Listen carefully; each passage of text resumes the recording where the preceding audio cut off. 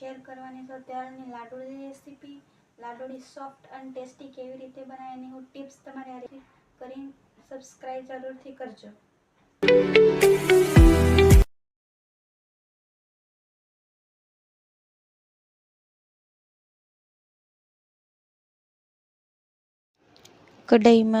કઢાઈ ગરમ થઈ જાય ત્યાર પછી મેં આમાં તલ એડ કર્યા છે અને 10 થી 15 મિનિટ લગીને શેકવું છે. એ ધીમા ગેસે આપણે શેકવાનું છે.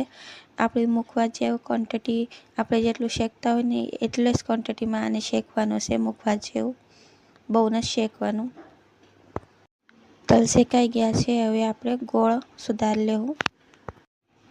અહીંયા મારે ગાંગડા ગોળ હતો એટલે મેં એને કાપી લીધો છે.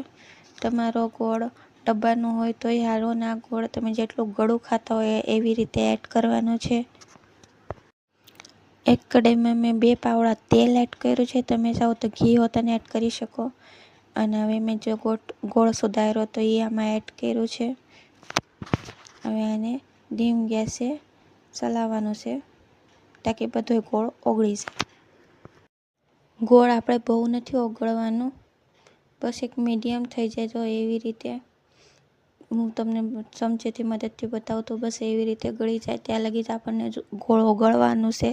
બહુ કઠણ નથી કરવાનું, નકરના આપણા તલના લાડવા પાણા જેવા બનશે. એટલે આપણે પાણા જેવા નથી કરવાના, એટલે આપણે ગોળ મીડિયમ જ રાખવાનું છે આપણે. બસ હવે આપણો ગેસ આપણે બંધ કરી દેવું. હવે આપણે જે શેકેલા તલ હતા એ થોડા એડ કરવાના છે ગોળમાં અને હલાવતા જવાનું છે એવી રીતે. હવે હરખી રીતે મિક્સ કરી લેવાનું છે. અને આ ગરમ હોય ત્યારે જ એની લાડુળી વારવી પડે, નકર પછી આ ઠરી જાય તો લાડુળી ન પડે. એટલે આ ગરમ હોય ને થોડું ઠરવા દેવાનું. બહુ ગરમ હોય તો લાડુળી ન વળાય. જેવું તેવું ઠાડું થઈ જાય એટલે હાથને થોડું પાણી લગાવીને આપણે લાડુળી એવી રીતે વાળી લેવાની છે. મીડિયમ ગરમ હોય અને ઠરે એને પહેલાં મેં બધી લાડુળી વાળી લીધી છે. એવી રીતે હાથેના મદદથી હાથમાં થોડું પાણી લગાવીને આપણે લાડુળી બધી વાળી લેવાની છે.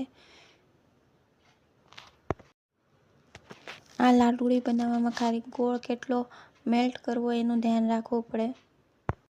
બસ હવે આપણી બધી તલની લાડુળી આપણે એવી રીતે વાળી લેવું.